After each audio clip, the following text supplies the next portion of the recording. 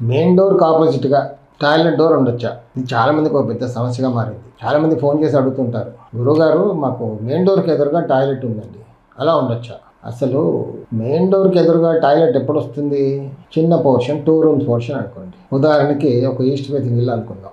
తూర్పు ఈశాన్యంలో ద్వారం, ఖాళీ స్థలాలు మాత్రం ఉత్తరంలో కాస్త, తూర్పులో కాస్త ఖాళీ స్థలం ఉంది ఆ ఇంటికి. నైరుతిలో మాస్టర్ బెడ్రూమ్, ఆగ్నేయంలో కిచెన్, ఈశాన్య భాగాన కొంచెం డ్రాయింగ్ రూమ్. ఇప్పుడు మాస్టర్ బెడ్రూమ్కి ఆ టాయిలెట్ కావాలి, అటాచ్ రాదనుకోండి, కామన్ టాయిలెట్. అలాంటప్పుడు ఎక్కడ వస్తుంది? తూర్పు ఫేసింగ్ హౌస్కి తూర్పు ఈశాన్యం వచ్చేస్తాను, అక్కడ బలం పెట్టుకుంటాం. దానికి ఎదురుగా వాయువ్యంలో, ఉత్తర వాయువ్యంలో ఒక టాయిలెట్.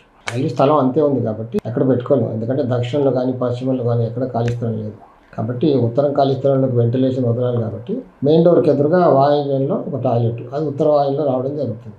అప్పుడు అది కొంచెం ఎదురుగా ఉంటుంది.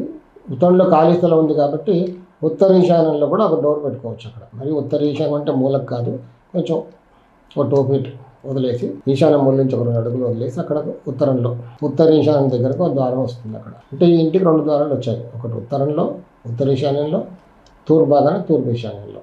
రోడ్డు తూర్పులో ఉంది, తూర్పు ఫేసింగ్ కాబట్టి తూర్పు ఈశాన్యానికి ఎదురుగా ఉత్తర వాయువ్యంలో టాయిలెట్, దానికి ఒక డోరు, తూర్పు డోరే వస్తుంది దానికి కూడా. అలా ఉండొచ్చు. కాకపోతే ఒక చిన్న జాగ్రత్త తీసుకోవాలి. ఇక్కడ టాయిలెట్ వాడేటప్పుడు మూసేస్తాం, కొంచెం వచ్చిన తర్వాత కొద్దిగా ఓపెన్ చేసి పెట్టుకుంటే బాగుంటుంది, దానివల్ల ఏం ఇబ్బంది ఉంటుంది. లేకపోతే ఏంటంటే కొన్ని చోట్ల గమనించాం ఏంటంటే ఉత్తర వాయువ్యం కప్పేసిన దోషం ఏర్పడుతుంది. అలాంటి పరిస్థితులు కనబడ్డాయి అక్కడ. కొంచెం ఓపెన్ చేసామనుకోండి, వాయువు ఓపెన్గా ఉంటుంది, బాగుంటుంది. కానీ వీటిపైన అటుకులు లాంటివి ఏమి వేయకూడదు. కొంతమంది టాయిలెట్ పైన ఒక అటుకు వేస్తుంటారు సామాన్లు పెట్టుకోవడానికి.